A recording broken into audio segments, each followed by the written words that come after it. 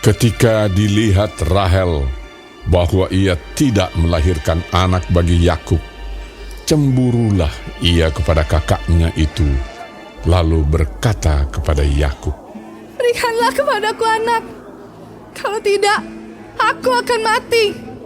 Maka bangkitlah amarah Yakub terhadap Rahel, dan ia berkata, "Akukah pengganti Allah yang telah menghalangi engkau mengandung?" Kata Rahel, "Ini Bilha, budakku perempuan.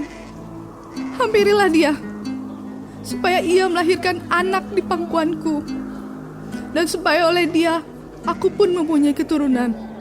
Maka diberikannya Bilha, budaknya itu, kepada Yakub menjadi istrinya, dan Yakub menghampiri budak itu.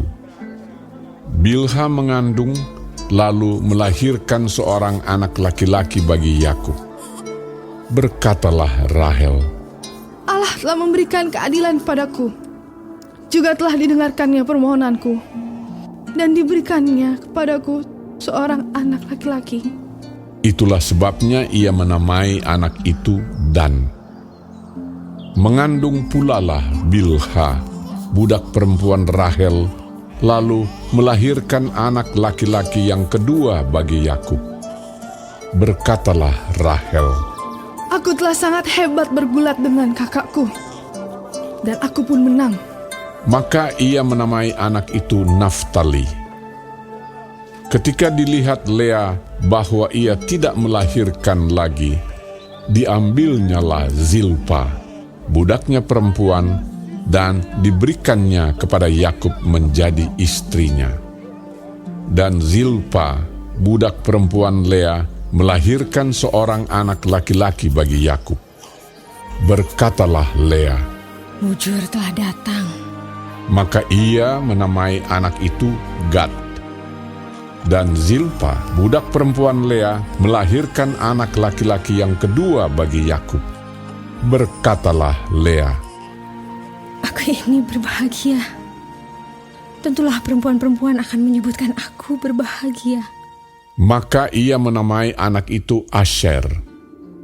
Ketika Ruben pada musim menuai gandum pergi berjalan-jalan, didapatinyalah di padang buah Dudaim, lalu dibawanya kepada Lea ibunya. Kata Rahel kepada Lea, "Berilah aku beberapa buah dudaim yang didapat oleh anakmu itu." jawab Lea kepadanya, Apakah belum cukup bagimu mengambil suamiku? Sekarang pula mau mengambil lagi buah dudaim anakku? kata Rahel, "Kalau begitu, biarlah ia tidur dengan engkau pada malam ini sebagai ganti buah dudaim anakmu itu." Ketika Yakub pada waktu petang datang dari padang, pergilah Lea mendapatkannya sambil berkata, Engkau harus singgah kepadaku malam ini, sebab memang kau telah kusewa dengan buah dudaim anakku. Sebab itu tidurlah Yakub dengan Lea pada malam itu. Lalu Allah mendengarkan permohonan Lea. Lea mengandung dan melahirkan anak laki-laki yang kelima bagi Yakub. Lalu kata Lea, Allah telah memberi upahku, karena aku telah memberi budakku perempuan kepada suamiku. maka ia menamai anak itu Isakar. Kemudian Lea mengandung pula dan melahirkan anak laki-laki yang keenam bagi Yakub. Berkatalah Lea, Allah telah memberikan hadiah yang indah kepadaku. Sekali ini, suamiku akan tinggal bersama-sama dengan aku, karena aku telah melahirkan 6 orang anak laki-laki baginya. maka ia menamai anak itu Zebulon. Sesudah itu ia melahirkan seorang anak perempuan dan menamai anak itu Dina. Lalu ingatlah Allah akan Rahel. Allah mendengarkan permohonannya serta membuka kandungannya. Maka mengandunglah Rahel dan melahirkan seorang anak laki-laki. Berkatalah ia, "Allah telah menghapuskan aibku." Maka ia menamai anak itu Yusuf, sambil berkata, Mudah-mudahan Tuhan menambah seorang anak laki-laki lagi bagiku. Setelah Rahel melahirkan Yusuf, berkatalah Yakub kepada Laban, Izinkanlah aku pergi, supaya aku pulang ke tempat kelahiranku dan ke negeriku. Berikanlah istri-istriku dan anak-anakku yang menjadi upahku selama aku bekerja padamu, supaya aku pulang, sebab engkau tahu betapa keras aku bekerja padamu.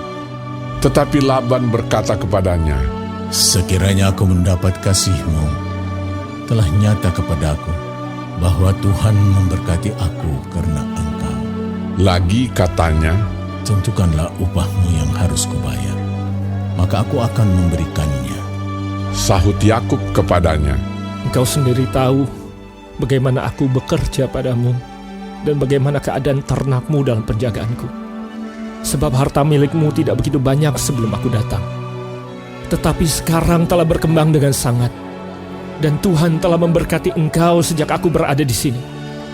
Jadi, bilakah dapat aku bekerja untuk rumah tanggaku sendiri? kata Laban. Apakah yang harus kuberikan kepadamu? Jawab Yakub, Tidak usah kau berikan apa-apa kepadaku. Aku mau lagi mengembalakan kambing dombamu dan menjaganya, asal engkau mengizinkan hal ini kepadaku. Hari ini aku akan lewat dari tengah-tengah segala kambing dombamu dan akan mengasingkan dari situ setiap binatang yang berbintik-bintik dan berbelang-belang. Segala domba yang hitam dan segala kambing yang berbelang-belang dan berbintik-bintik, itulah upahku. Dan kejujuranku akan terbukti di kemudian hari, apabila engkau datang memeriksa upahku. Segala yang tidak berbintik-bintik atau berbelang-belang di antara kambing-kambing, dan yang tidak hitam di antara domba-domba, anggaplah itu tercuri olehku. Kemudian kata Laban, Baik, jadilah seperti perkataanmu itu. lalu diasingkannyalah pada hari itu kambing-kambing jantan yang bercoreng-coreng dan berbelang-belang, dan segala kambing yang berbintik-bintik dan berbelang-belang, segala yang ada warna putih pada badannya, serta segala yang hitam di antara domba-domba, dan diserahkannyalah semuanya itu kepada anak-anaknya untuk dijaga. Kemudian Laban menentukan jarak 3 hari perjalanan jauhnya antara dia dan Yakub. Maka tetaplah Yakub menggembalakan kambing domba yang tinggal itu. Lalu Yakub mengambil dahan hijau dari pohon hawar, pohon badam, dan pohon berangan. Dikupasnyalah dahan-dahan itu sehingga berbelang-belang sampai yang putihnya kelihatan. Ia meletakkan dahan-dahan yang dikupasnya itu dalam palungan, dalam tempat minum, kemana kambing domba itu datang minum, sehingga tepat di depan kambing domba itu. Adapun kambing domba itu suka berkelamin pada waktu datang minum. Jika kambing domba itu berkelamin dekat dahan-dahan itu, maka anaknya bercoreng-coreng, berbintik-bintik dan berbelang-belang. Kemudian Yakub memisahkan domba-domba itu, dihadapkannya kepala-kepala kambing domba itu kepada yang bercoreng-coreng dan kepada segala yang hitam di antara kambing domba Laban. Demikianlah ia beroleh kumpulan-kumpulan hewan baginya sendiri dan tidak ditempatkannya pada kambing domba Laban. Dan setiap kali apabila berkelamin kambing domba yang kuat, maka Yakub meletakkan dahan-dahan itu ke dalam palungan di depan mata kambing domba itu, supaya berkelamin dekat dahan-dahan itu. Tetapi apabila datang kambing domba yang lemah, ia tidak meletakkan dahan-dahan itu ke dalamnya. Jadi hewan yang lemah untuk Laban dan yang kuat untuk Yakub.